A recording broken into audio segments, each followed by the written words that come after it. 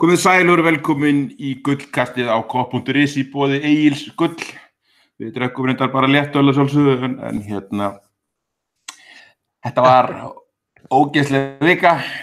Líklega svo versta á þessu ári og kannski ekki til að hafa ofþungar ágjör á í bili eða hvað. Við förum yfir Arsenal og Rauðu stjörnuna og eftir og kannski ykkur fleiri fréttir. Það var nú verið svolítið fréttir með þessari viku og endum þetta sjálfsögðu á ongaveltum fyrir Fulham-leikinn sem við Steini verðum á með góðum hópi á vegum Kopp.is og Úrval útsýn.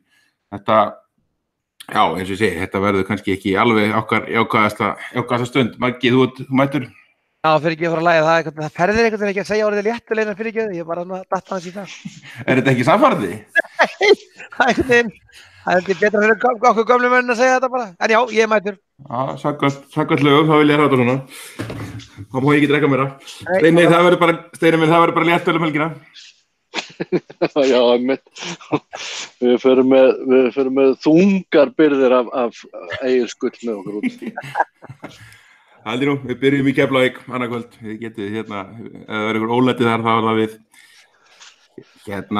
Steini, við byrjum nú bara á þessu í gærkvöldi. Rauðu stjarnan, þeir sló okkur allhressilega utan undir og eins og Klopp kom inn á Liverpool í vandræðum með að finna mótjóðið hjá sér og verðum við ekki bara rauninni að fara að taka undir það og við höfum kannski verið svolítið núna, allavega ég verða með svolítið mikið í síðasta tímabil, verðum við ekki bara að gleyma því aðeins í bili og bara hafa, við höfum smá ágjör af þessu móti. Ég hef bara áhyggjur af hugarfæri leikmanna, ef ég að segja bara alveg eins og mér finnst bara hugarfarið þarna í gær vera svo kolrangt og ég hef bara ekki séð þetta bara áður í svona miklu mæli hjá Liverpool bara síðan að Klopp kom. Ég segja bara alveg eins og þetta var bara það voru svo fáir punktar sem var hægt að benda og sem voru ljósir í þessu og við höfum alveg hort á Liverpool tapa leikjum og tapa verr heldur en þetta, stærri mun og allt það. Það var bara eitthvað svo hrikaleg það á ekki að vera hægt á þessu leveli, það á ekki að þurfa að móti vera.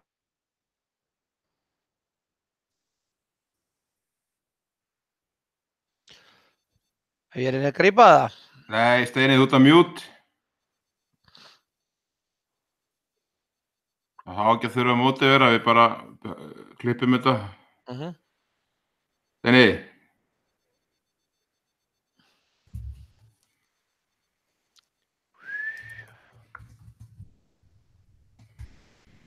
Sem orðið á Steina. Já. Bara alveg svo síðast, þá datt hann tvisvar út af. Já, ég er að meina það sko. En þá datt hann út held ég sko alveg.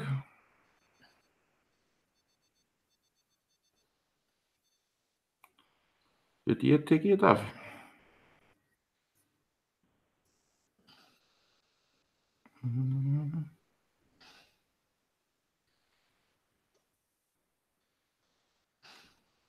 Þetta er eitthvað spes. Þetta helvítis hangáttur rusl að henda mér út.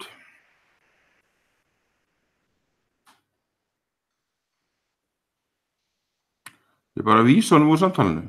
Já, rektu helvítu úr samtalinu. Hvar var hann aftur? Móti vera, já. Það er svo erfitt að reyna að klippa þetta til. Það sé ekki aðstæðlega. Já. Koma svo. Þú ert í tölvunni, það ekki? Jú.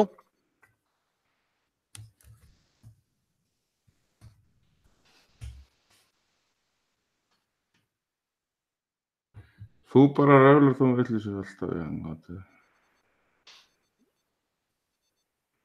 Hvað helvíti? Það þurfi ekki að ræsa sig eftir eða eitthvað.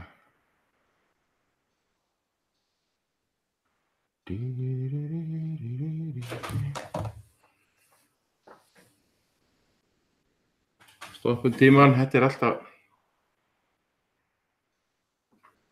leiðilegt að vesen hjá okkur. Já, sammála því.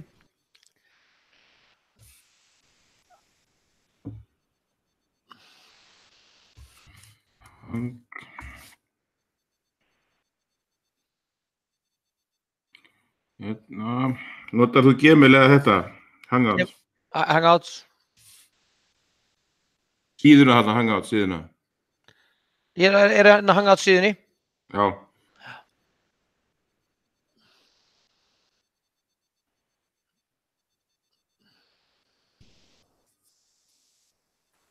Ég veit ekki hvað anskotin, ætli þetta að segja eitthvað með síman eitthvað?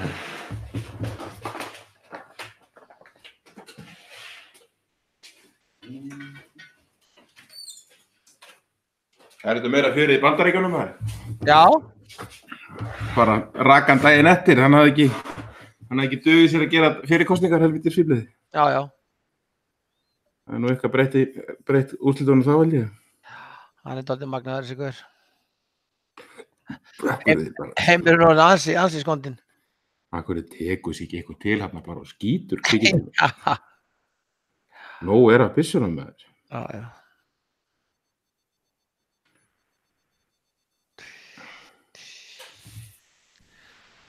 Er þetta ekki invitation á síðunni? Jú.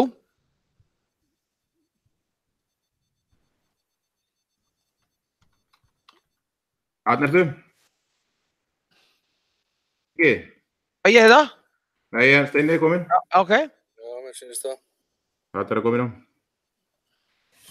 Ég er bara, appið er bara, það kemur allt í hérna bara stopp. Nú eins og sett bara von í góðri tíma. Nei, það kemur bara villumelding bara Hangout has stopped video call. Bara. Áttu ekki mikrofón? Eða headset? Þetta ekki með Bose? Er þetta ekki lagið svona það? Þetta er frekar rétt. Þetta verra heldur enn í símanum semst. Miklu verra. Miklu verra, sko. Ertu ekki með Bose? Getur ekki sett það við tölvuna? Ég er í Bose-inum við tölvuna núna. Nú? Hvað var þetta skrítið? Já, samanlega.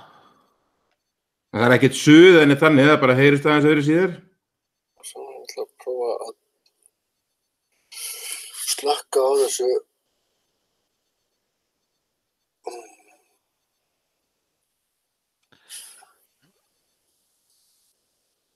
Er eitthvað betra núna eða? Nei.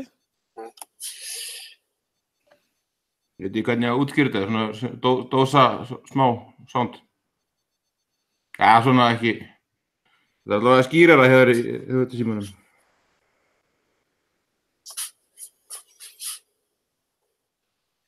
Það ertu ekki bara að henda svo appin út og setja það aftur inn, er það ekki bara? Eru þið búin að sjá Sterling momentið? Já, Jesús minn. Nei. Reynið þið svo að mótmæla var? Hvað var það? Hann felldi sjálfa sig og að 50 dómar að þetta. Sparkaði jörðin á gaurinn á endalínu dæmir það. Já, ég skil ekki hvað menn á móti var, ég bara næði ekki. Það er komið þannig pressa að það kemur, sko. Það er eftir að gera eitthvað Steini, það var bara...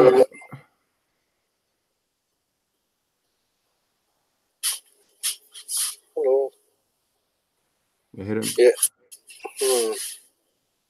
Ég heyri í þér, sko, en þetta er ekkert sérstakt.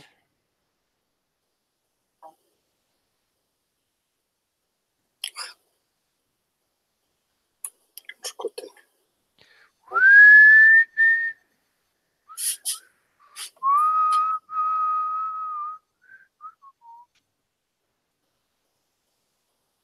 Herri, ég ætla að prófa að installa þessu og ég verð komin inn örugglega eftir.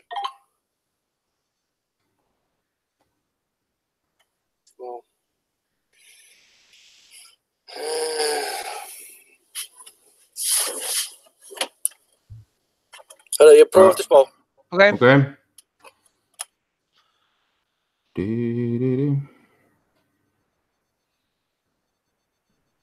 Já, það er fjör. Það þurfi ekki að fara úr þessari útsendingu. Það byrja nýtt með þér? Nei, ég bara hendi honum út og bæti honum aftur inn. Svo. Það á ekki að þurfa, sko. En þetta getur svolítið leiðilegt útvarpsefni fyrir hlustendur. Já. En hérna...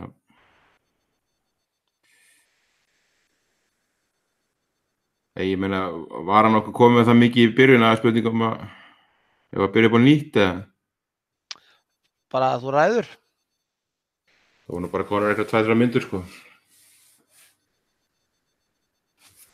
Ég á ekkert að þurfa að fara í nýja útsendingu, sko. Ég vil þetta samt spes, sko. Þú veist, hann með alveg eins headset og ég. Bara þetta aðeins að rönnur tölvaskilur en það á ekki að skipta neinu máli, sko. Það sammála. Og stundum getur þetta verið bara aðstæðan hjá mér og þá maður breyti ekki nokkur sköpu á hlut, sko.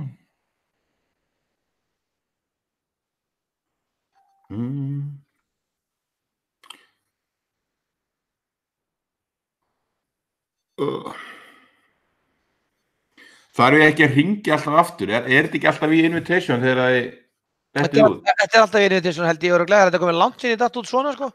Það var held ég örugglega þannig. Ég minni það Það er bara að joina því, sko. Já, þeir biðja maður alltaf að hringja aftur, þetta þurfi ekki, sko. Nei.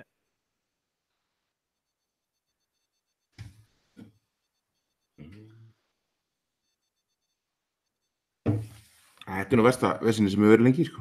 Já, sammála. Helli bjóri steina og láta hann kaupa sér iPhone úti. Ég meina, en sko, þetta hefur aldrei verið maus í tölvunni á mér, skilur við, já, bara...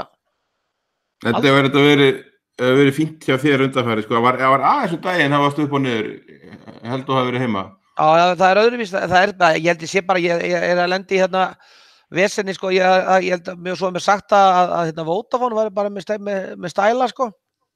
Að þeir varu með einhverja síra því ég hef verið að lenda í því að hérna fá ekki almennilega þennan kupp þarna og svona síðustu 10 mínútur korter það frýs alltaf high digital, ég þarf alltaf að skipta í lokin með það, sko. Þannig ég held að mér vanti bara betra net heima. Já, það... Ég til dæmis alveg ekkert í sérstöku neti heldur, sko. Nei. Ég fór til Vodafone, þeir voru skástir hérna boðið fyrir mig. Já, einmitt. Það er ekki komið hérna, sko, ljósleiðarinn, sko. Nei. Steinir örugglega endur þessi, sko. Já. Þá fór úr spjallinu líka.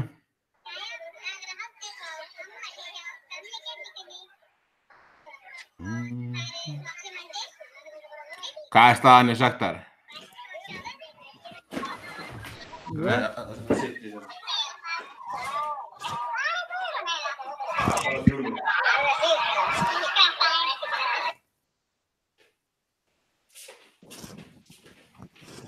Renul. Og er það 0 hjá United? Já. Við erum með hot núna, United. Þetta er komin á rót, eða? Ég er bara með þetta ég sé svona á hlið og svona, þetta er ekkert.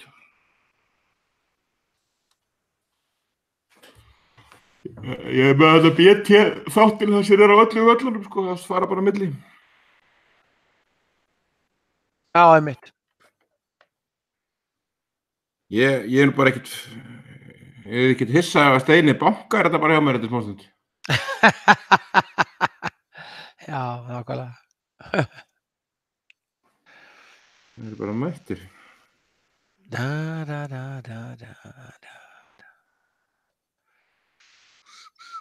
Spurning hvort það sé að prófa þetta í tölvun út af því að hann er að endur þessa ráturinn örugglega. Já, það ekki.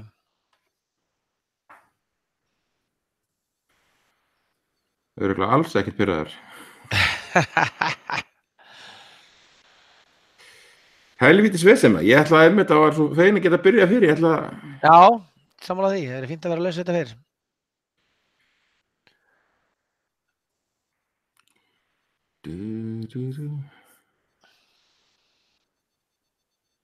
Já, þetta, þú sást þetta hann með hennar frá klúbbnum, Já, ég man eftir þessum strák, á sport, sko. Já, ég þekki hann ekkert. En hérna, Mér líst persónulega ekki illa á það, allavega ekki upp á fjöldan að gera, við erum aðeins útfæra hvernig það svo er ekkert vissum að hópurinn okkar finnist eitthvað leiðilega að vera með fleiri slíkum, Nei, það sem bara, ég læti ykkur bara hafa númeri hjá hérna, sko, heyri Ron, því við þurfum náttúrulega, sko, að þú bætir við 27, það náttúrulega, þú veist, þeir þurfa að vita því, sko, og þá er þetta kannski komið í, sko, eitthvað sem það þyrfti kannski að tala við Steini komin inn aftur. Getur hann ekki joinað? Það er bara að senda honum. Það er ekkert mál. Þá það kannski heyri Lúka með það, skilur mig, því að það er kannski orðið pínu grimmir á því að það sé klárt að þeir þurfa að borga náttúrulega 15 pundin, sko. Já, við vorum að spá að gera það þannig, sko, að Já, ég spáði mér sett. Mér algjörlega sásökulegt minni hálfu, það er bara spurning hvað þeim, ég finnst þeir, að því við höfum verið að lauminn kannski 3-4-5, sko. Þannig að það gæti alveg einhver orðið fúll yfir því að ég myndi ekki koma að vinna völunin, skilur. Já, nákvæmlega. Tökum þetta eftir. Hérna, hvernig var heyrðist inni? Já, þetta er betra. Þetta ertu normal sound, sko. Já, nákvæmlega. Herðu, manstu hvað þú varst inni, það var erfitt að mótivera eða ég var að byrja bara alveg upp á nýtt eða? Já, bara, nei, ég man alveg hvað ég var. Hérna, að venda að mótivera, hvað dastu út? Það á ekki að þurfa að mótivera menn, sagður þið? Já. Ég var að telja inn í þetta bara. 1, 2 og núna. Það á ekki að þurfa að mótivera menn sem eru á þessum standard í fótbolta og með þessa reynslu alla á bakinu. Þetta eiga að vera að heita atvinnumenn og þetta hafa ekki eins og að vera hlutast þjálfarans að vera að koma þarna inn í eitthvað motivational hlutverki. Menn komi bara þarna inn bara nánast á hælunum. Mér fannst fókusleysi vera bara algjört. Bara fullt af einhverjum svona litlum einföldum sendingum sem voru bara gerðar með hálfum hug. Ég á bara hreinlega ekki til orð yfir frammistöðu bara liðsins nánast í heild sinni. Þeir eru svo fáir sem að geta labbað með höfuðið svona ekki hátt, heldur bara sæmilega bara fyrir ofan axlarhæð út úr þessum leik. Eins og ég hef langt síðan ég hef orðið saltillur, ég hef ekki einu svona nett að horfa á neinar íþrótta bara fréttir neinstaðar eftir þennan leik. Ég var bara, og síðan það sem að mér finnst svo skrítið líka að það er hengingarnar byrja þá að fara að hengja þennan, taka einhvern einn gaur og hengja hann í þessu stóra samhengi út af þessum leik þegar meiri hlutin af liðinu er með allt rappað lengst upp á hnakka. Ég næði þessi. Nákvæmlega. Þú sem rætti þetta lengi gegnum tíðina, þessi motivation kjaftaði í atvinnumennsku er náttúrulega bara eitthvað sem ég hef lengi sagt og það er alveg skýrt og klárt í mínum huga að það sem Steinar er að segja er náttúrulega bara algjörlega það sem á að vera. Ég finnst þetta að nota sem afsökun í íþróttamönnunum sjálfum og fólki sem eru kringum þetta, þessum skrifum þetta og búa til alls konar fréttir það er alltaf verið að tala um það að ef menn koma hausinn undir hendinni þá er það þjálfarateiminu að kenna eða einhverjum allt öðrum heldur bara mönnunum sjálfum sem fá að borga fullt af peningum og ef við erum búin að undirbúa okkur undir Red Star, Belgrade og allt sem þeir áttu vændum þar og vitandi held ég örugglega hvað var að gerast þá áttu þeir bara að vera mótiveraðir og klárir. Ég horfði ekki á alla þennan leik horfði bara á að horfa hérna nokkra kafla á honum til þess að vera aðeins umræðuhæfur og held að svo sem engin ástæða til þess að kannski lang orða eitthvað það sem Steini er að segja, þetta var alltaf bara ömurleg frammistaða og sama hátt alveg hárrétt til Steina, það er kannski erfitt að fara að draga einhvern einn út sem að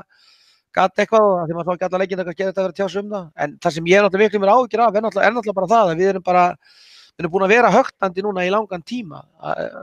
Tölfræðin sem að þú tók saman einar fyrir okkur hérna, svo sem ég vissi var búin að slagir en þegar maður fyrir að hugsa út í það, við erum búin að vinna 3 á síðustu 9 leikjum, Huddersfield, Cardiff og Rauðstjörnuna heima, þá er þetta ekkert lengur hægt að velta upp einhverju spurningu það eða fyrir að tala um eitthvað bara mótsjóði vísi síðasta ár, það er krísa í liðinu, það er bara þannig, það er bara mjög einfalt mál að menn eru bara ekki búinir að ná inn í þetta leikmannahóp og inn í þennan hóp sem stattur hérna núna, þá það bara ekki þannig að menn séu okkur góðum stað. Og það var meira þessi eitt sem fór að tala í vinnunni í dag, ég fór tölfræðisnettingurinn, fór að tala í rauninni hvað hendi eftir að við verum að missa út Oxted og við endum síðasta tímabil líka pínliði svona eitthvað högtandi, þess að við vorum auðvitað að hvíla mannskap og lið. En þú veist, við getum ekkit, eins og þú spurðir áðan, varandi það hvort við höfum að vera að horfa á síðasta ár. Ég allavega hættur því, ég alls ekki á þeim staðnum að fara að bera það saman. Það bara ósanngjarnt, ég liði svo langt frá því að vera þar. Ég var að vona það í þessum pressu sem við sáum hjá liðina á móti Cardiff og Rauðastjörnunni, en þessir tveir leikir sem við erum búin að spila síðast voru svo langt frá því að vera eitthvað nálægt því. Og það sem ég kannski tók eftir, náttúrulega því að ég horfði allan Arsenal-leikinn og viðtölun við Klopp eftir leik í gær, náttúrulega bara alveg ljóst mál að hann alveg hundpirraður kallinn. Hann mjög ósáttur við liðið sitt og þú sá það í látbragðina svo á Arsenal-leiknum og hefur fylgst með því. Leikmenn farin að tala allt eins og ég og Ekkoinu, þú veist, að þetta svona stjóri sem erfitt að spila fyrir og það ekkert lengur hægt að horfa framhjá því. Það eru þarna stóru nöfnin okkar með virðingi fyrir manninu sem Steini var að tala áðan sem var þetta náttúrulega tekin að lífi sem var Adam Lallana, þá var náttúrulega okkar stjörnuleikmenn í þessu liði eru bara ekkert að spila á öllum sílendum. Ég nenni ekki að tala einhverja krísur eða búið til eitthvað drama, en miðjan okkar búin að vera mjög döpur á löngum köflum í vetur og búin að vera algjörlega ömurleg í þessum síðustu tveimur og framlínan búin að vera mjög högtandi líka. Þannig að það bara þannig að þú sværi spurningu sem þú spurðir áðan, bara í mínum kolli þá ætla ég ekki lengur að bera saman árið í fyrra og þetta ár nú bara geri ég það kröfu að við fáum bara liðið upp í það sem við vitum það á að geta gert og þar held ég þetta sé nákvæmlega kannski það sem Steini var að tala að það þarf að rýna í hvaða leikmenn eru tilbúnir í það verkefni. Það fullt af leikmennum í liðinu í vetur sem hafa verið með stór spurningamerki og einmitt að lifa kannski á einhverju fornri fræði. Þar ekki Lallana inn í því, þar erum við að tala til dæmis fyrir utan þessa fjóra þarna þá alltaf alveg augljóst mál að Trent Alexander-Arnold núna pínlítið á svona second season syndrom og á mjög erfitt sem dæmi og í fyrsta skipti fannst mér svona hafsendaparið okkar það sem ég sá þarna leikin gær alls ekki þetta vil. Þannig að það er bara að fara að finna leikmennir sem eru tilbúnir á þessum tímapunkti 10. nóvember þegar þið farið og horfið á leikinu sunnudaginn, þá þarf bara að vera komið klárt með þá 11 leikmenn sem að geta farið að keyra í gang fótbolta sem að Klopp vill. Ég hef alveg trúið því að það sé bara ógeðslega erfitt að vera á æfingum hjá honum þessa dagana. Ég held að það sé hundfúll og ég held að það sé alveg að standa á öskurunum á leikmennina, þannig ef menn eru að biðja svoleiðis motivasjónir eða svoleiðis, þá alveg klárt mál að þjálfari sem segir það, getur svona bent fingurinnum á það hvað það gekk á og hann segir ég er ekki með nógu marga fingur til þess, hann var bara ósátt við alla frammistöðuna og hann bara það sem hann segir og ég held að þessi stjóri sem frábært að vera hjá þegar liðið á 4 öllum sílendurum að gera fullt, en hann líka alveg ótrúlega erfiður þessa dagana við þá sem hjá hann núna því hann vill fá að sjá þá sem geta staðið upp úr mótlæti eins og við erum búin að vera í núna eins og tölfræðin sýnir, bara í 2 mánuði þá erum við ekki búin að vera kannski á þeim stað sem okkur langar að vera. Fótboltalega menni. Steini, erum við líka, ekki bara að horfa, ég held að það sé 7-8 leikjununa þar sem bara verið að pressan hjá anstæðingnum bara betri heldur en okkur sem á að vera svona okkar ær og gýr. Mér fannst það vera raunin í gær og tölfræðin sína það. Mér finnst þetta bara flokkast meira bara undir hálfgert áhugaleysi. Menn eru ekki að leggja sig jafn mikið fram. Það var uninu við að horfa á tímabilið og enn og aftur við hefum kannski ekki verið alltaf að bera okkur saman við fortíðinu þótt hún sé nálægt okkur í tíma en uninu við að horfa á þetta liði fyrra, það var bara hversu mikil hreyfanleiki var í liðinu, hversu mikil pressa menn voru á fullu allan leikin. Menn eru bara ekki að hlaupa jafn mikið. Menn eru að hlífa sér meira núna. Og ég seti þetta ekki inn á eða útskýri þetta ekki með einhverju breyttu leikkerfi. Ég meina, og við sjáum bara, við erum á eftir í boltan. Það meiri grimmd í andstæðingum okkar. Rauða stjarnan hleypur 6 kílómetra yfir okkur í gær til dæmis, sem nú helviti mikið. Það bara rosalega mikið og Ég hef ekki tölfræðan yfir hvernig við vorum að hlaupa á síðasta tímabil en ég fullir að það var talsvert meira heldur en við varum að gera núna undanfarið. Ég held að ég sé að fara rétt með að meðaltalið hafi verið einhvers veginn kringum 115 og veist, það var alltaf gamli frasin þegar Klopp tók við þetta gegnumpressinga, það frí að hlaupir yfir 120, auðvitað þetta ekki neinn, segir þetta ekkert alla söguna, kannski áherslun aðeins aðra og alltaf, en 107 kilometrar í þessum leiki í gær sýnir kannski hvað liðið var rosalega á hælunum. Er ef að vannmeta rauðstjörnuna heldur að það hafi verið faktor í þessu leik? Alveg bara pottið. Ég held að menn hafi bara komið værukæri til leiks. Og þá alveg eins og við Maggi vorum að ræða ekki bara að þjálfarateymi sé ekki að mótivera menn, þeir eigi ekki að þurfa þess en ég held að það hefur verið ákveðin værukærð yfir bara öllu setupinu, alveg frá þjálfaraliði og hérna upp í og inn á völlin í hverja einu stöðu og inn á bekkin menn bara nýbúnir að snýta þessu liði 4-0 á Anfield og það er ekkert með neinum einhverjum stórkostlegum leik, menn voru ekkert að reyna of mikið á sig, menn ætluðu bara að taka þetta með Einari. Það er alltaf gott. Og við vitum alveg hvernig það ferði þá ætlar að taka eitthvað með Einari, þá bara endar í einhverju þingu.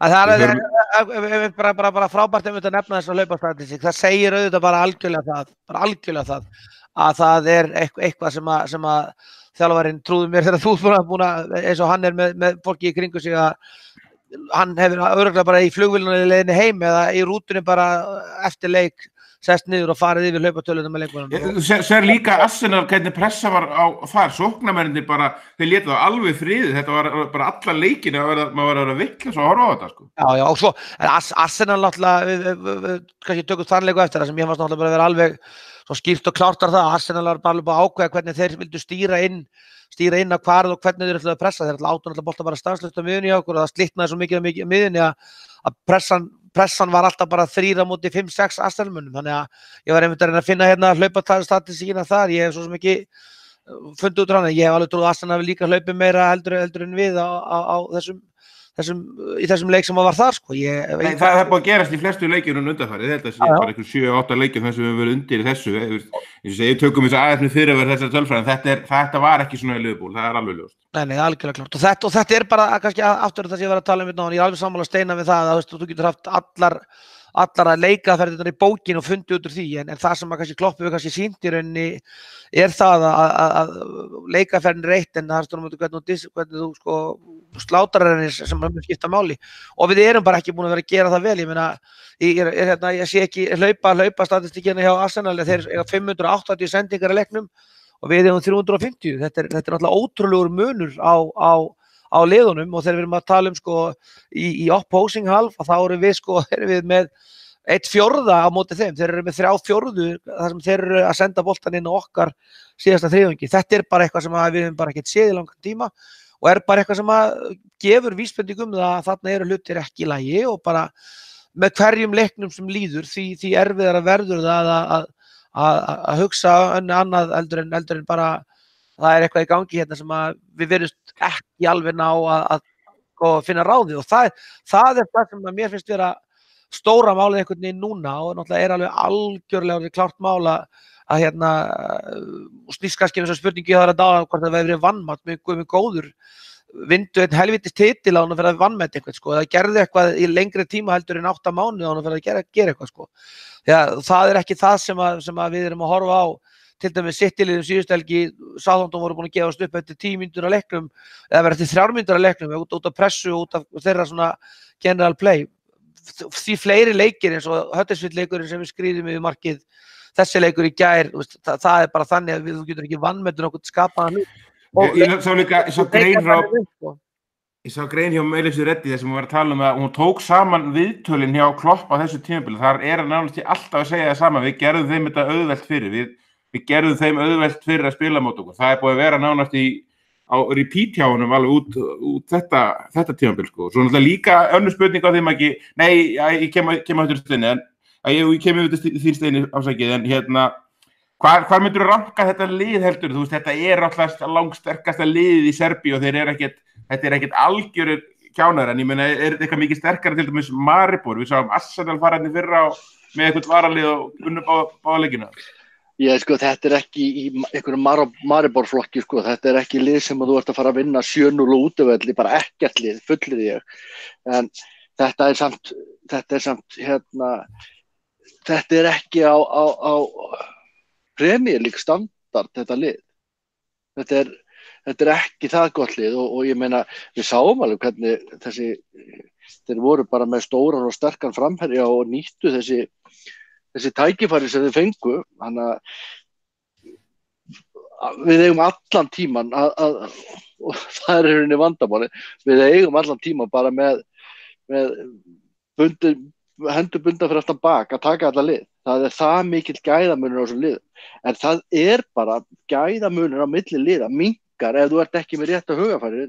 Ef að annað liðið er með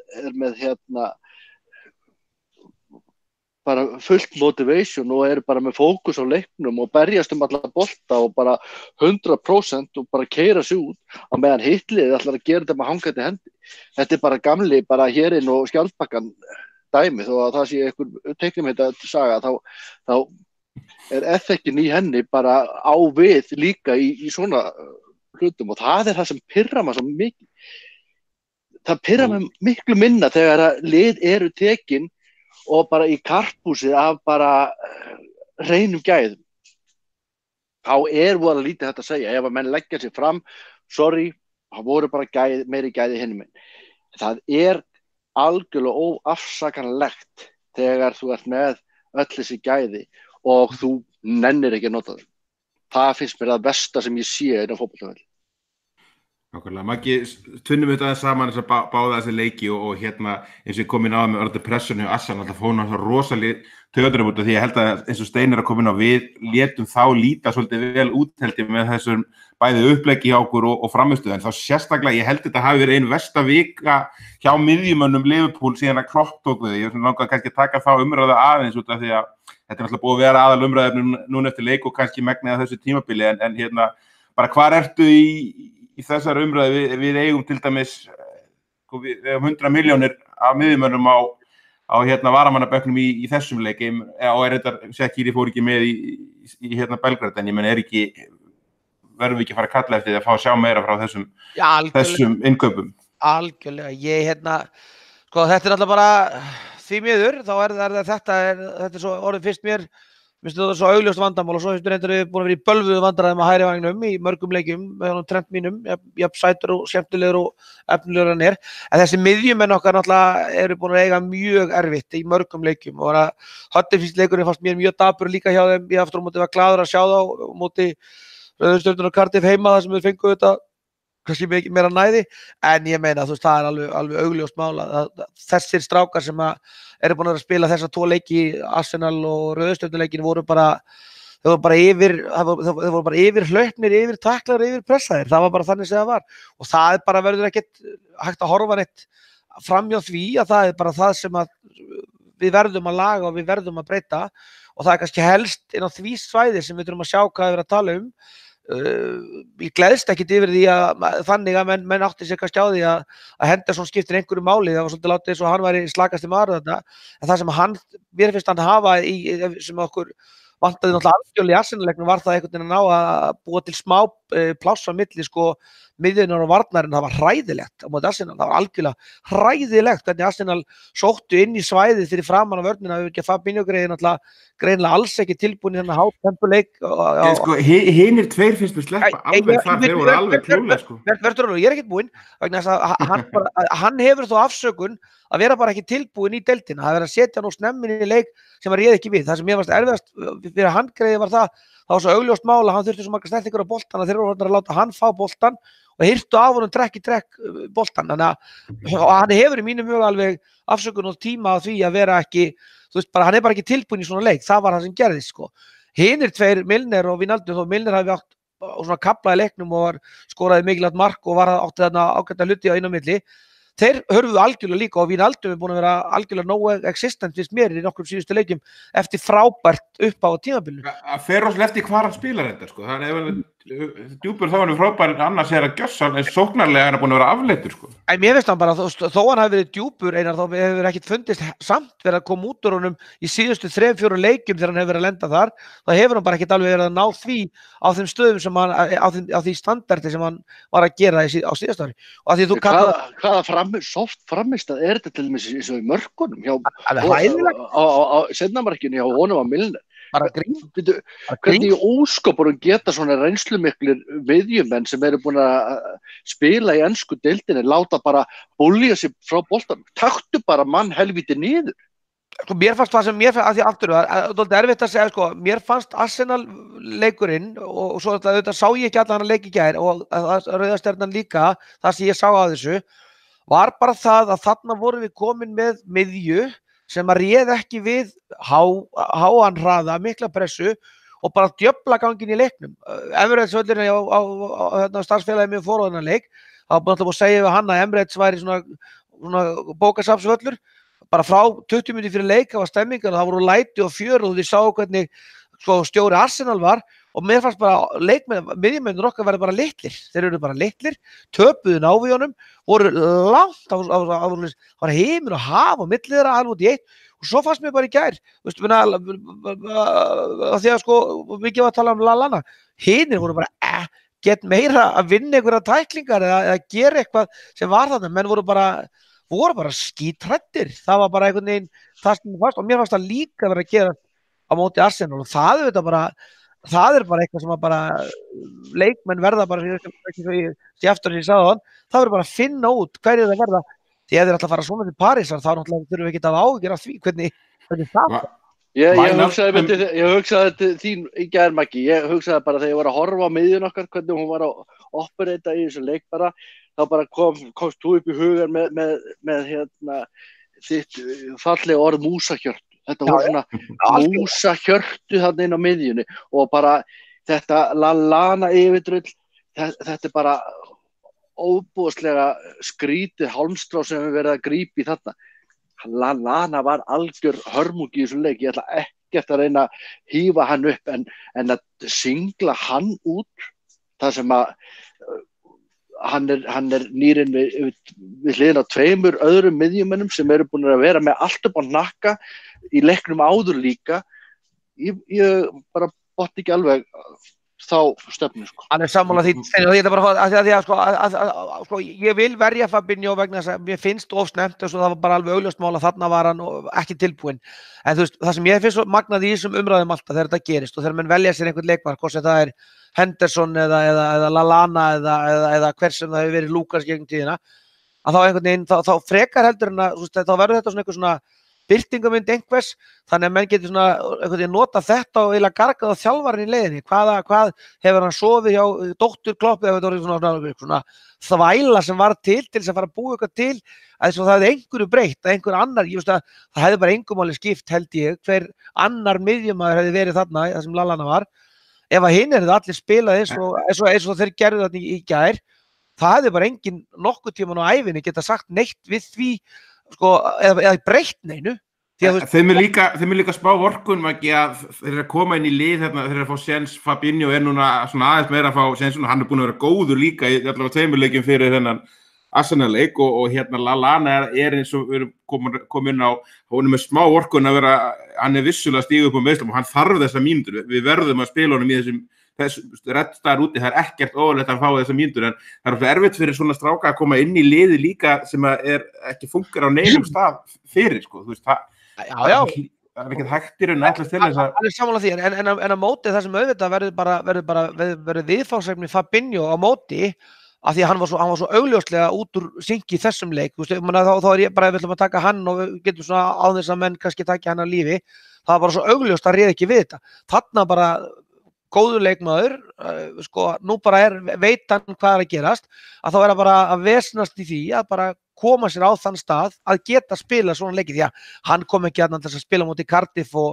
Huddersfield með virðingu fyrir þeim liðum, þá er það bara einhvern veginn það sem að menn þurfa að standa klárir á að þeir þurfa bara, þessi gaurar þurfa bara algjörlega að stíga upp, sko, það er bara þannig og hann fari ekkit marga svona leiki, en ég er alls ekki á þeim staðnum að ætla að fara að taka hann eitthvað að lífi og eitt það sem að mér finnst kannski skrítið, það sem að mér svolítið magnað líka, það sem að kannski kom mér mest á óvart í leiknum í gær var allt í einu, og það er kannski ein spurning sem að gæti verið einhvers konar umræða þessa meistaratitil sem kannski tekið upp áður, að því að verið kannski meira pirrar á því heldur en sem Arsenal-leik, að það að Origi kæmi inn á í gær kom mér mjög spánst fyrir sjónin einhvern veginn. Og þá fór ég að velta fyrir mig það sem ég kannski sagði í haust hvort að áherslan á þessar keppni sé kannski minni heldur en hún var í fyrra og hvort það er eitthvað sem við erum að fara að sjá, ég veit það ekki alveg, en það fannst mér til dæmis mjög skrítið einhvern veginn var lítið í umræðinni að leikmaður sem hefur ekki verið í hóp, held ég bara, í vetur, hingað til, kemur inn á í meistaradeildinni bara. Já, hann er búinn að vera bekknum undanfarið en En hann á engan annan option sóknarlega að sé að því hann skildi Shaqiri eftir heima.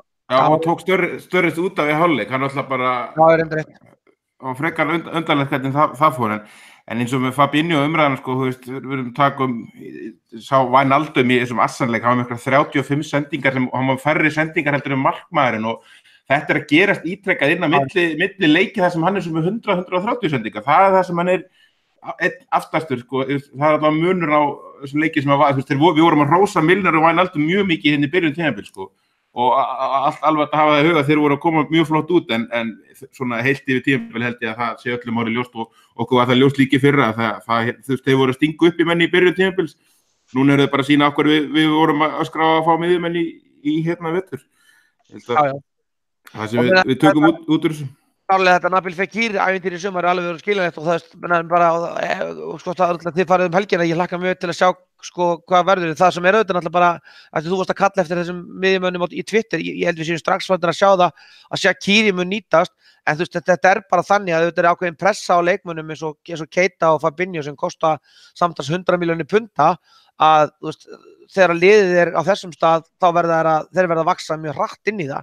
Það er vonbrigði núna í nóvember að við erum ekki byrjað að fá þá í fastaði byrjunarliðir. Sammála er síðan, það er bara þannig og það verður bara, ég hlakka mjög til þess að sjá liðskipanans á laugardaginn, eða sunnudaginn, hann hefur fulla möguleika að breyta fullt af hlutum því að frammistaðan í gær, ég segi svo Steini, það er bara, auðvitað markmaðurinn safe og auðvitað vitum við það er ekkert að fara að kippa Van Dijk eða Sala út af þó þeir hafa verið ömurlegir í gær en það er bara verður fróðlegt að sjá hvaða leikmenn þeir eru sem eru pínlítið farnir að svona gefa eftir í kollinum á Jürgen Klopp því það hlýtur að vera eins og þetta hefur verið undanfarið að hann hlýtur líka að vera að hugsa herrið þú veist ég get ekki lengur verið að negla hausnum í steinin með það að vera að nota ákveðna leikmenn í ákveðnum stöðum eins og ég vil gera þetta annarkvort þarf hann að breyta einhverju í upplegginu eða taka inn einhvers staðar nýja leikmenn ég held það sé bara augljóst. Við erum blessunulega í boði Egil Gull eins og kom inn á í byrjun en hérna Steini ef við horfum bara eins á hópin líka í framhaldið sem við erum að tala er einhver í þessu Liverpool núna sem er í því sem við myndum kalla toppformi þeir voru, svo opnamennir voru að detta á þetta svona nálgast toppformi á þessum tíma í fyrra það er engin núna sem að eftir þessa, ekki bara þessa viku heldur bara undanfarið sem að við getum sagt að sé í svona píkformi Af sóknarmönnum þá eða öllum? Nei, bara í liðinu sko. Ég myndi nú ef við gleymum aðeins þessum Arsenal, þessum Red Star leik vörnin kannski, já, það eru varnarmenn þarna sem eru búin að vera stíga afskaplega fá feilspor hvort sem við vorum að horfa á Joe Gomez, Jason Lovren eða Van Dijk og við höfum kannski miðað við sko svona fram á við það eini svona fyrir framan þessa öftustu 3-4 sem eru búin að vera að spila á réttu leveli ég myndi segja Mane, mér finnst Mane alltaf vera að opna með svona ákveðin hátt, hann er búin að vera óheppinn, dæmt mörk á honum annað slíkt en minn maður hann Bobby frammi er náttúrulega bara hann er bara ekki svipur hjá Sjón mér finnst Sala algjörlega hræðilegur í þessum leikamóti Rauðustjörnunni hann var allt í lagi á móti Arsenal ég hélt hann var að koma meira tilbaka en mér finnst þetta eru bara allt og margir lykilmenn sem eru hérna ekki nálægt í að vera pari hjá okkur eins og staðan er núna og við bara sjáum það bara á markaskorunni við erum bara ekkert að setja þessi mörk sem við ættum að vera að setja og En við allavega í Arsenal-leiknum og þá vorum við að koma okkur í risafæri þótt að væri oftast Van Dijk sko, en það var ekki, en síðan þetta alltaf rosalega mikil eftiráspeki og það náttúrulega stóru hlutirnir sem breyta leik. Ef að hann Sturridge vinur okkar hefði nú sett þetta fucking dauðafæri sem hann fekk hann snemma leiks, þá væri við örugglega á allt öðrum stað í umræðum þennan leik núna í dag. Allt annað leikur sko. Allt annað leikur og bara já, það væri tónninn í okkur væri svolítið mikið öðruvísi núna, þannig að eitt svona moment þar sem að hann ákveður að lúðra helvítis boltanum bara upp í röð seta nánast inn á markteig. Þetta var alveg skelfilega slæmt og þetta bara summeraði leikinu upp, gaf tóninn fyrir leikin. Nákvæmlega. Við skiljum hennar leika þess eftir núna, tökum aðeins Arsenal Maggi, sko heilt yfir hennar leiki, þetta ekki bara sanngjörn úrslit, þetta var mjög furðulegur leikur og mjög pirrandi að horfa á mörgu leiti, en verður ekki að taka, svona, þegar maður er búin að róa sig niður? Jú, klárlega, ég bara úrslitin voru fín, mér fannst frammistaðan skrítin eins og segir, við náttúrulega legum eitthvað stangaskot eða ekki 2 í rammann eða eitthvað og fengum alveg ágætis færi, fannst við aldrei ná tök á leiknum og verður gaman að sjá bara þetta Arsenal-lið í framhaldinu, hvernig þeim ganga því þeir eru náttúrulega bara hundflottir að sjá, það bara þannig og bara verður bara líf og fjör og læti svolítið í þessari baráttu þessari 6 liða baráttu 4 sæti einhvern veginn í þessari meistaradeild. Þannig að ég held að úrslitin hafa alveg verið góð en ég sammála því það var mjög pirrandi að horfa á leikinn og reynir alveg hryllilegt þetta mark sem við fáum á okkur. Ég búin að horfa á endursýningar, ég bara veit ekki alveg hvað maður eiginlega segja. Bara út frá markmannssjónarhorninu að skilja markmannin eftir í svona nómannsland og hjálpar lítinn en alltaf alveg agalegt. Þetta alltaf alveg svona kannski líka bara elta bara mannin og bara út úr tegnum og hraunan einhvern veginn en mjög ódýrt og ljótt og leiðilt mark sem við fáum á okkur. Ég var ekkert að hrósa Klopp heldur í sófanum fyrir hvernig hann spilaði leikinn í rauninni, sko. Nei, ég sammála því, alveg sammála því að þetta var alls ekki einhvern veginn mikil gleðisprengja í hausnum á mér þarna, hvernig þetta snerist allt uppleggi hjá honum og ég held að sé svolítið bara, það pínuvandalaði á kallinum, hann bara í pínuvanda og einhvern veginn að reyna að hreyfa einhvern veginn til, það var rauninni ég var skítrættur að skildi halda Fabinho inn og komin á gult og braut þarna alveg af sér, þá segir mér ok, hann þannig bara kippa honum út af en gerði það ekki, þannig að það var margt svo sem í gangi þetta í þessum leik sem var mjög skrítið fannst mér og tölfræðin í honum segir ýmislegt þær hvernig leikurinn gekk fyrir sig, við vorum með lítil tök á spilinu en vorum að ná okkur í fínu ágætis færi segir allt Maggi að Granit Xhaka átti sér besta leik fyrir Arsenal, það var mesta gula spjaldið á miðjunni held ég.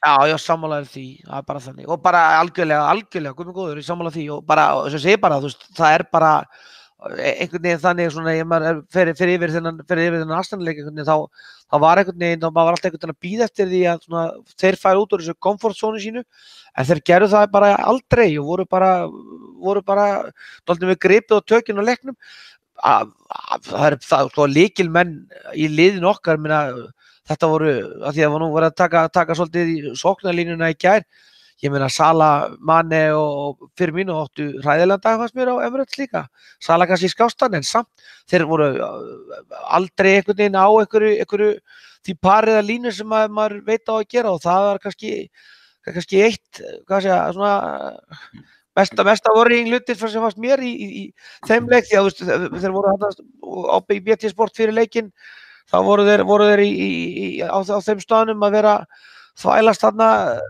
framalega með vörninni sín aðstæðan, þannig að maður einhvern veginn reknaði með því að þú veist, það nú bara veisla fyrir það. Reyndar kannski fengi ekki mikið að sendingunum, en aftur á móti þá voru þeir á óskaplega litlum einhvern veginn svona rönnið okkur hlutur til þess að komast á bak þessa vörn. Þannig að þetta var skrítin leikur og bara guð minn góður hvað ég var feginn að fá þetta stig, það var bara alveg jákvæmt. Hvernig leist þér á Arsenal Steini, tökum það bara örstuð, þetta var mjög, sko, þú veist, bara að sjá völlin, sko, eftir að við komumst yfir, þá, ég hef aldrei séð þetta á Emirates, allavega ekki í 10 ár, að þeir bara hækkuðu róminn, sko, það var bara ennþá meiri, fundi allavega ennþá blóðbræð, fannst mér, sko. Já, ég meina, sko, það efast enginn þetta Arsenal-lið svona fram á við. Þeir eru bara með það mikil gæði í mörgum leikmönnum, þetta bara mjög skemmtilegt sóknarlið. Mér finnst þér hafa sýnt svolítið í þessum leik að hversu veikir þeir geta verið varnarlega og við vorum náttúrulega bara á mjög margar hátt klaufar að nýta okkur það ekki betur og náttúrulega klaufarskapir fleiri með okkur að mörg skildi ekki telja inn í leikinn. Þannig að við erum að sjá Van Dijk maður móti markmanni, við erum að sjá þannig að skalla hjá honum í stöngina, við erum að sjá boltan nokkrum sinnum detta inn á milli í miðja vörðinni þannig að það kom ekkert á óvart varðandi þetta Arsenal. Það bara, þeir eru sterkir sóknarlega. Mér fannst þeir ekkert ef við horfum á leikina svona út frá, jú þeir voru með meira possession og áttu stýrðu leiknum meira en ég held að séu flesti sammála að Liverpool átti hættulegri færi í þessum leik. Fleiri hættulegri færi og hættulegri. Þannig að þetta bara flottlið. Mér finnst Emery vera búin að gera mjög flotta hluti hérna á mjög stuttum tíma. Mér finnst allt annað að sjá þetta lið heldur en síðustu 2-3 árin og þeir hafa verið að setja inn stöðu þannig að hann átti frábæran leik Torreira hann á miðinni og þetta náttúrulega staða sem að allur knattspyrnu heimurinn hefur vitað búin að vera vandamála staða hjá Arsenal í mjög mörg ár og aldrei adressu en það verið samt sem áður ekki verið búið að adressa miðja vörnina hjá þeim. Hún alveg gott, sko. Já, ég meina Rob Holding bara slarkfara leikmaður og það sást alveg í þessum leik. Ég meina þeir voru að gefa dauðafæri á sig og þessi Sókratis bara ágætis leikmaður, hann ekkert meira en það. Þannig og sama með Mustafi. Þeir hitta okkur á réttum tíma, Maggi, bara aðeins dómararamt, sko. Ég hélt ég myndi missa vitið, sko. Við erum ekki búin að taka það að það tekið að Liverpool samkvæmt þessum ömurlegu reglum ykkar, þá tekið að þeim löglegt mark. Þú veist, mér var næstu bara öllum lokið þegar var dæmt loksins þetta kemur okkar með, þá þetta sjálfsögð ekki mark, þá þetta rangstaða. Já. Það með ólíkindum að sjónvarpið hafi lifað af og þetta víti finnst þér þegar markmennir í báðum megin eru teknir? Þetta er bara mjög... Þannig að við ætlum að spyrja þig, ég fatt að leiða það. Dómari og markmaður, Svo við klárum fyrst varið, það er þetta bara, ég vorum með það fyrir þátt að skoða þetta, þessum að Störling fekk vítið í kvöld. Þetta hafa verið ömurlegt. Ég ætla bara að hafa verið ömurlegt fyrir aðstofadómara 2 á þessum Arsenal-leik að vakna daginn eftir og ef hann hefur hort á myndirnar af sinni stöðu þar sem að hann dæmir svo rangstöðuna. Þetta er náttúrulega bara skólabókar dæmi, þau eru kennt á dómaranámskeiðum bara fyrir gefinu hvað ertu að hugsa, hvað ertu á línunni. Þetta eru svo slæm mistök og það er svo svekkjandi fyrir atvinnumann eins og þennan mann sem ætlar sér að vinna við þetta að fá svona á kjaftinn. Þetta er náttúrulega ótrúleg staðsetning, hann er einhverja 5-7 metra aftan við línuna þegar hann flaggar hann alveg út í bláinn og þessi maður á alveg að vita það að þú veist, það er komið nýtt moment og menn eitthvað reyna því að hann hafði áhrif á leikinn og hljópi gegn algjört kjafta. Þetta er bara meiri sé að Gary Lineker sagði það strax, hann stundum vill búið eitthvað annað til fyrir þess að búið eitthvað debate. Þetta var bara púra 100% mark og enn eins inn í þetta með var þetta markmennina, sko. Ég mjög gaman að því Einar Guðnason vinur minn, blessaður drengurinn, víkingur og mikill Arsenal-maður, sendi mér þetta strax þegar okkar maður fór að út og vildi fá víti. Svo gerir Lena það nákvæmlega saman hinum megin.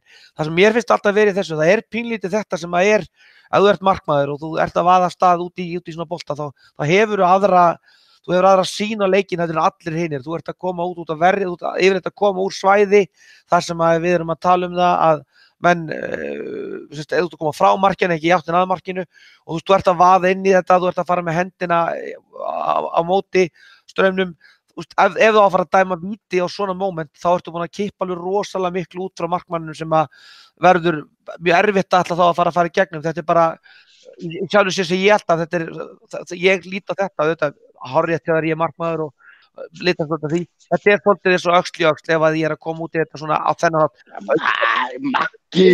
Þetta allt öðruvísi finnst mér, ég bara mín skoðun, þetta allt öðruvísi ef ég að koma hérna inn í bakið á einhverju manni og gera vaðin á einhvern svoleiðis, en þetta eitthvað sem ég myndi aldrei dæma víti á, líka með sjónvarpinu mínu. Ég sá dómarinn á BT Sport, hann sagði þetta svipað á þú sko, þannig að ég ætla ekki að... Þetta bara, ég sagði leið og Alisson gerir þetta bara við þá sem sessunautar mína í hellinum. Þetta bara víti. Já, ég fannst að vera ljónheppin. Já, það rosalega sjaldan að ég aldrei dæmt, sko, en erfitt að sjá ekki brot úr þessu, sko. Ég bara kaup ekki þetta sem svipa öxlir. Þú bara hefur ekkert leyfi. Þú hefur það fram yfir aðra á vellinum sem markvörður að þú mátt nota hendurnar. Þú ert með átt að ná talsvert hærra nema þú sért í sömu stærðamæki þegar þú ert með hendur útréttar fram yfir þann sem að stökkva bara með hausinn. Og að þú skuli bara hreinlega mega nota þessar hendur til að keyra í hausinn á þeim sem að reyna að fara í skallabolta við þig, það bara stenst ekki. Og bara í báðum þessu tilvikum bara púra víti. Þetta bara brot, þetta ekki nálægt í að vera einhver 50-50 challenge, öxl í öxl eða hvað þetta heitir, þú bara keyrir andstæðingi niður, punktur. Mér fannst þetta að vera víti á Berlin og ekki Alisson. Það sem að verða, þetta var ekkert flókið, þá náttúrulega bara það bara þannig, þá ertu bara til dæmis pakkar marktægin á hodnunum og bara ef að markmann hleypur á staði í einhvern, þá dæmir bara víti. Þannig ég ekki sammála þess þeirri. En við BT dómarinn vorum sammála og ég var gæði með það. Þannig að ég ætla að fá að vera sammála honum og sammála þér, Kall. Já, þetta líka umræða án endi held ég að verða, þannig að höldum áfram. Steini, að komur risafréttir í vikunni, risaleki varðandi Financial Fair Play sem er nú eina grunnforsendum þess að eigendur Liverpool keyptu félagið á sínu tíma og þetta sýnir því líka spillingu hjá UEFA á sín tíma. Þeir gerðu hann að forseta FIFA í kjölfarið og gáfu Katar, þetta var svona skiptidílar, gáfu Katar heimsmeistaramótið og Guðmund Almáttur gaf Manchester City búið að komast upp með og það er svona eins og umræðan svolítið svona finnst manni eins og þetta, það var allt í lagi að þeir dæla þess penningum í þetta var svo ósækjart hvort þið sko, en þú veist, það liggur alveg fyrir með þess að leka þetta spíkarlega, þeir brutu reglurnar all hressilega og bara gerðu grínaði. Já, sko, söðusárið á hökunni á mér bara orðið mjög stórt. Þetta er ekki komið svona greinilega fram á þér. Nei, en hver var hissa? Nei, ég veist, það bara nóg þá. Það var engin hissa nema Þröstur vinur. Hann var þetta alveg þræl hissa. Nei, ég meina þetta bara, þetta viss allir og ég meina það er bara vonandi að þetta sé að fara að komast betur upp á yfirborðið og bara menn fara að taka á þess að því að þetta er náttúrulega bara að vera alveg bara fáránlegt að ef þú ætlar að vera með þessar reglu bara startu við þar og settu svona umgjörðina þannig að það sé ekki hægt að hlaupa svona auðveldlega framhjá þessu og hvað þá. En bara við vitum bara hvernig þessi knattspyrnu saman eru. Bæði UEFA og FIFA eru náttúrulega búin að vera alveg bara grassir af spillingu bara frá því elsku menn muna. Fíblið sem tekur við hér FIFA var út af því að hinn var svo spiltur sko, þú veist. Já, þetta er bara allt eins sko og líklega sá sem að var sá sem að var mestarinn að koma böndum yfir þetta Platini þótt að hann sé alveg bara nákvæmlega eins og hann er að hann fær ekki að koma nátt fótbolta næstu árin, þannig að þetta er bara taflmennska og kemur manni bara ekkert óvart og ég veit ekki hvað... Þetta er ekki nálægt í það mest vafasaman sem eigendur City á samviskunni sko, en alltaf er bara galið að það sé einhver ríki á bakvið fótboltalið sem eru bara hertaka þetta í sínu deildum sko, franska deildin er alltaf bara handónýtt eftir að þeir eignuðu sér hana sko. Já, ég meina það bara, við sjáum ekkert annað þar sko ef að þetta heldur svona áfram og mun svona áhuginn innan Frakklands, ég get ekki ímyndað mér að hann eigi eftir að vaksa mikið. Nákvæmlega, Maggi, framhald af þessu þá komu líka fréttur þegar Liverpool sagt vera inn í þeim umræðum að það sé vilji hjá þessum liðum og þessi að skoða þetta bara mikilli alvöru, það sé viðræður að búa til bara Super League, bara fótboltinn verði bara eins og NBA hérna í Evrópu. Hvernig horfa svoleiðis, hefur eitthvað trú að þetta yrði og hérna, hvernig Já, ég þegar fyrst það kemur mjög óvart að fótboltaheimur virðist bara svolítið að skauta yfir þetta. Það einhvern veginn, ég hélt einhvern veginn þegar ég sá þetta fyrst að það myndi verða einhvern veginn miklu meira átreits heldur en við erum að tala en mér finnst bara það að enginn, eins og Steinar segir, þetta einhvern veginn kýpist enginn upp við þetta, nýji formaður FIFA, augljóslega jafn spiltur svo sem var, það enginn einhvern veginn að gera neitt. Alltaf sé þannig að það þor enginn í þessu fyrsta dæmi. Mér finnst það algjörlega líkt af því. Mínum viti náttúrulega, fótboltinn á náttúrulega bara að segja, það verður auðvitað ekkert HM í Katar. Fótboltinn á bara að segja þetta, handboltinn laði ekki í það, Katar búið að ná sér í körfuboltamóti, þetta bara, ef þú ætlar að vera með einhverja réttlætiskennd, ætlar að vera eitthvað, þá verður einhver að gera eitthvað. Hafið þið orðið varið við einhverja svona annað heldur en þessa frétt og við eitthvað svona Twitter?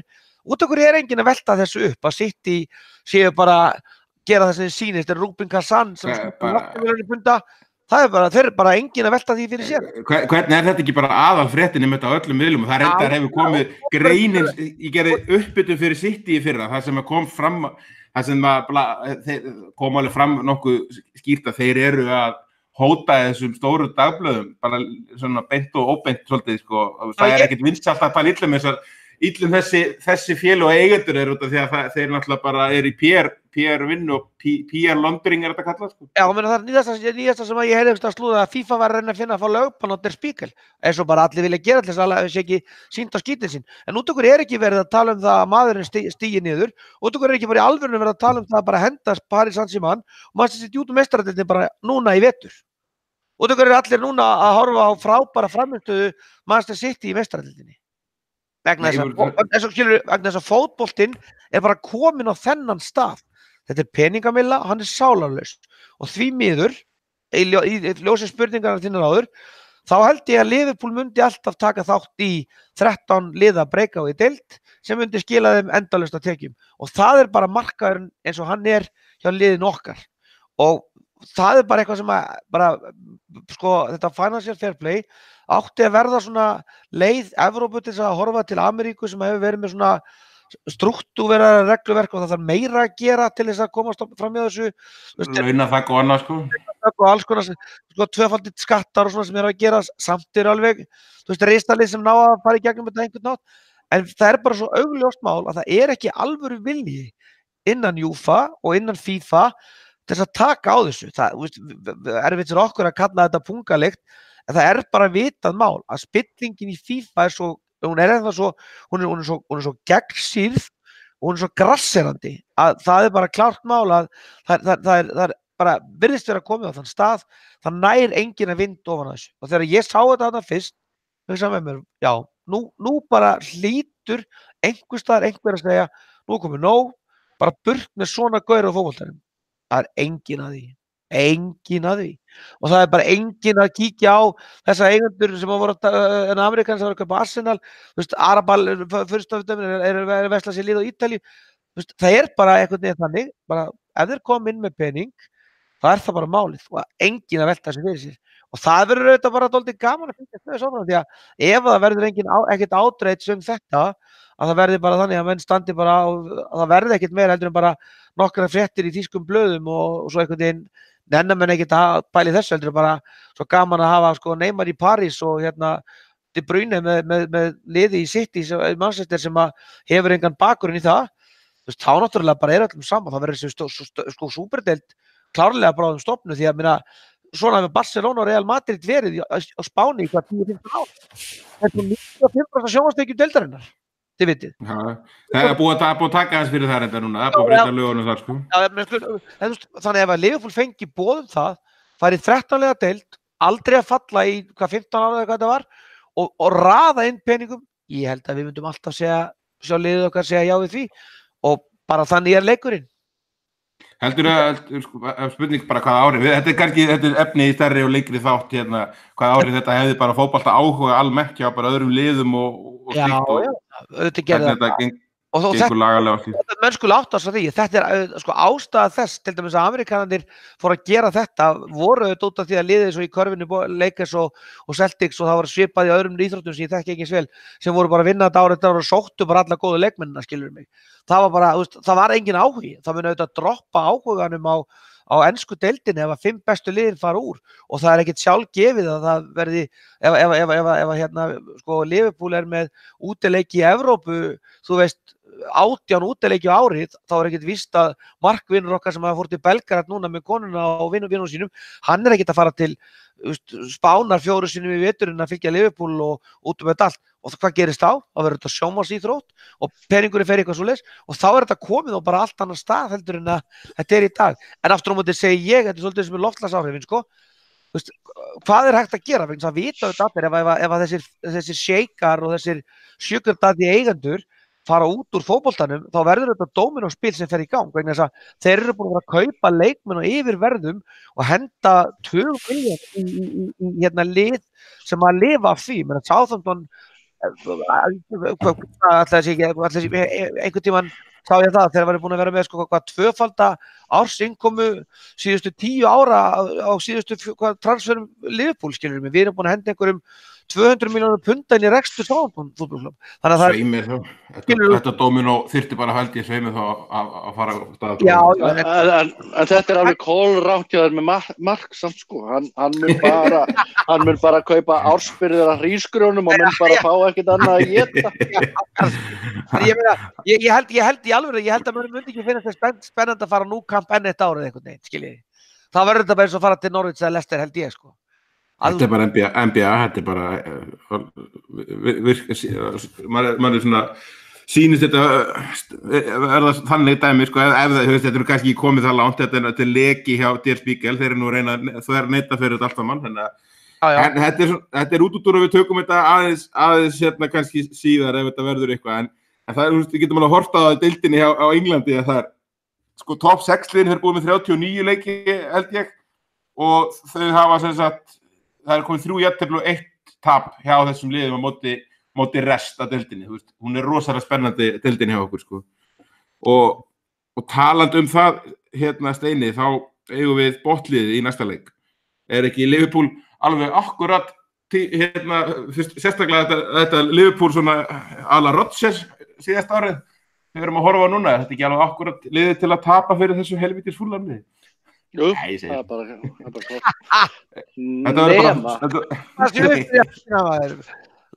nema að við Einar Matthías verðum á vellinum og Magnús er heima, þannig að við erum líklega hólpnir. Steini, núna hérna brestur stíflan, er það ekki bara? Nú bara brestur þetta. Nei, ég meina við erum það er reyndar hundleiðileg tölfræði að við höfum verið að ströggla verulega mikið á móti þessum neðstu liðum þegar við erum að mæta þeim á tímabilinu. Við erum aðeins búin að rétta úr kútnum varðandi það núna undanfarið. Við erum bara búin að vera að vinna Cardiff og við erum búin að vera að vinna Huddersfield, þannig að vonandi erum við búin að snúa upp blaðinu og þetta Fulham-lið náttúrulega þeir eru virkilega færir í því að fá þessi mörk, þannig að vonandi bara halda þeir áfram þeirri gríðarlega skemmtilegu færni sinni.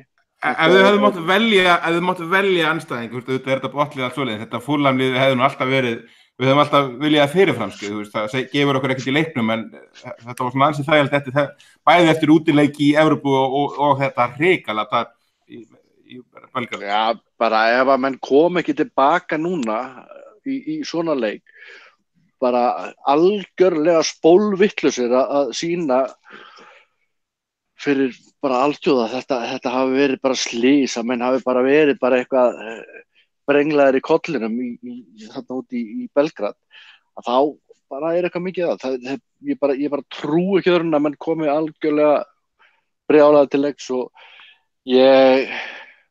það verður ekki verið að hugsa næsta leik þar á eftir hjá Klopp. Er ekki að koma enn eitt helvítis landsleikjarlið eftir þetta? það 8. á þessu tímabili. Já, eitthvað svoleiðis. Já, og það ekkert verið að fara að hvíla fyrir næsta leik eða spá hvernig prógramið framundan. Það bara, núna þurfa bara menn að gera þessi í brók og koma tilbaka.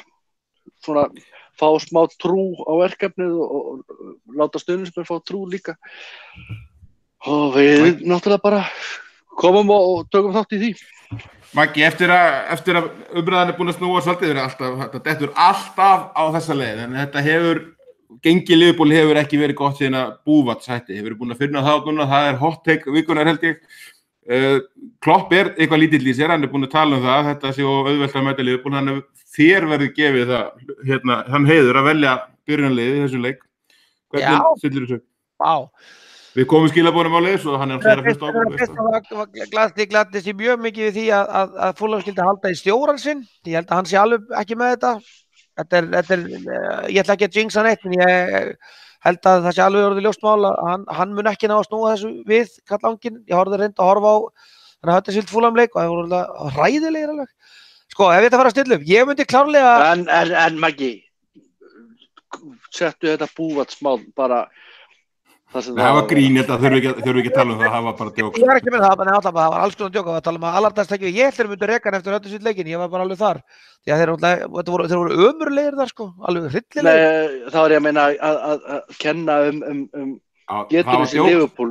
Já, ég var ekki, hvarðan ekki að mér Sigursteinn, bara ég var alveg í gegnum mig hérna, það var alveg þar. En það sem ef ég ætla að fara að velja lið, þá myndi ég náttúrulega klárlega ég myndi setja Gómez í bakvörð og Löfren inn í vörðina. Þó Gómez í framar. En Klein, hann bara, hvað varðum hann bara heilega? Já, ég held að, sko, allt síðasta tímabil voru alls konar kjaftasögur Nathaniel Klein. Ég eiginlega fann að hallast að því að einhverjar þeirra séu réttar það að hann sé bara ekki á góðum stað í lífinu. Því að þetta ekkert eðlilegt, menn hann ekkert nálægt þessu. Þannig að ég held að það sé þannig að Löfren sem var bara veikur í hérna Belgrad, hann fari inn í hafsendin og Gómez í bakvörðin, við höfum ekkert efna á að kannski gera mikið þar. Vá, miðjan, ég finnst rosalega erfitt að velja þessa miðju, ég bara viðurkenni það. Vitið það, er Henderson ennþá bara meiddur og allt í steik? Nei, ég held að hann sé alveg séns í þennan leik og það náttúrulega, eins og segi, Keita og Fabinho þannig til líka og Shaqiri. Þurfum við að spila við miðja það? Nákvæmlega, í rauninni í hérna kollinu þá myndi ég þá bara vilja setja Henderson, Keita og Shaqiri inn, það er alltaf rosalegt að skipta bara öllum miðjumönnunum út. Nei, ég meni það hlýtur að vera alveg komið til greina eftir síðustu tvoleiki. Já, þannig ef ég fengi að velja þá myndi ég heldur bara gera það því við þurfum ekki, anskotin hafið það, við þurfum ekki að vera með alveg 3 varnarmenn þarna eða 3 menn mið, hljótum ekki að haft Shaqiri sem miðjumann í þessum leik svona ofalega, ekkert ósvað þessu Oxlade var í fyrra. Og vá hvað ég vildi ekki að kvilt eitthvað að framlínumönnum okkar, því að ekki sýndi Sturridge. Sturridge út eftir þennan leik, ja? Já, ég meina Sturridge gat ekkert, sko. Þeir eru útkvildir framlínunni. Já, það er ekkert. Þannig að það er bara algjörlega svoleiðis að það er bara ég vildi geta sagt það að við getum bara tekið það og giftum út, en ég held bara ekki, en vá þeir verða að fara að koma upp. Þeir bara verða að fara að koma upp, það er bara eitt af stórum málunum í þessu máli öllu er það að þeir voru það góðir í fyrra að þeir voru 3 að skora mörk á móti 7 varnarmönnum, voru að skapa mörkum úr engu. Þannig að mikið vildi ég geta fart út. En ég myndi hvíla Trent, setja Gómez í bakvörðinn, skipta miðjuna og treysta á að það væri það sem hann myndi duga. Maggi, hvað? Ég hef ekki heyrt það bara, er svo langi middur það? Nei. Hann spilaði 23 og liðin allan í hvað síðustu viku eitthvað. Hann er bara ekki nálægt þessu. Ertu sammála þessu Steini, einhverjar breytingar? Ég er algjörlega búinn að missa þolinmæðina gagnvart Trent. Núna, það var ekki bara þessi 2 leikir heldur leikir þar á undan en síðan spyr maður sér bara, það þarf að koma þessu strák í gang. Við vitum alveg að hann er góður í fótbolta og við vitum alveg hvað hann getur gefið okkur sóknarlega og hann mun lítið læra af þessu bara með því að vera hérna að horfa á þetta frá bekknum, held ég. Þannig að það er alveg spurning en Lovren er náttúrulega búinn að vera hann var eitthvað smá veikur núna og því var hann ekki í síðasta leik mér varst Matip alveg út úr korti þannig að hann stimplaði sig endalegin sem 4. valkostur í miðvörðin og mér hefur ekki fundist Joe Gomez jafn góður í bakverðinum eins og miðvörðinum þó svo að hann hafi verið hræðilegur í síðustu leikjum hann Trent og þá myndi ég vilja gefa hann sénsinn áfram þó ég sé orðin pirraður á honum ég vil bara hætta þessu hringli í vörninni, ég vil bara hafa varnarlínuna eins og var byrjaði mótið og hélt alltaf hreinu sko. Algjörlega, ég var til að sjá bara Gómez áfram við hliðin á Van Dijk, Robertson og Trent halda vörnina óbreyttri ég myndi vilja sópa þessari miðju út bara eins og hann leggur sig frá Rauðustjörnunni ég alveg sammála Magga þar ég myndi vilja sjá Shaqiri, Keita og Henderson kom inn ef þeir eru heilir ef Henderson ekki heilla þá myndi ég vilja sjá Gini þar inn í staðinn þannig að hann búinn að vera góður á tímabilinu en síðan bara þurfum við bara að vonast til að þessi framlína fari bara kikkin eins og sé það ekkert sem að þarf að hvíla fyrir eitt eða neitt þeir með að mæta hundreittir í þetta helvítis landsleikja hjá mín vegna sko. Hvað eru að fara hérna knúsast oft yfir þessu leik? Shit maður heldur að völlurinn sé að snúast hjá þér þegar við gerum það eða? Ég nefnilega, aðeins áhyggjur af mér, sko, eftir ég kýldi gaurinn á Rómaleiknum, það var helvítið vondmaður. Herri, ég ætla að segja við hérna svörum þessum hörmungu sem við vorum að horfa á og við tökum bara alvöru 4-0 sigur á móti Fulham. Sammála þessum ekki? Nei, því miður. Ég held að þetta verði bara helvítisströggl. Vonaði ekki ykkur vegna, ég vonaði þið fáið það verði búin að fá ógeð á hver öðrum þegar leikurinn búinn út að knúsi og bara farið heim að sofa því sitt hver áttina. En ég held að þetta verði bara bras áfram, ég held að við vinnum leik 2-1 í bölvuðuströggli. Ég að vonast til að þetta verði svona leikur eins og Maggi var hérna, var það ekki fyrra eftir hann slísaðist á þennan Watford-leik og talaði ekki mannað bara í 12 mánuði fyrir á eftir. Ég þar, þetta verður solid 6-0. Enga vitleysu. Sem náttúrulega alveg dæmi gert að vendi nú leit en það önnur saga. Steini, þetta hefst hjá okkur morgun annað kvöld og það eru góð helgi það verður twittaður fyrstu öl í Sunny Kef. Nákvæmlega, við verðum svo vonandi hressir bara í næstu viku og vonandi hressari, við erum alltaf hressir í dag en vonandi hressari með spilamennsku liðsins eftir, ekki segja viku, þriðjudag cirka. Takk í kvöld, piltar.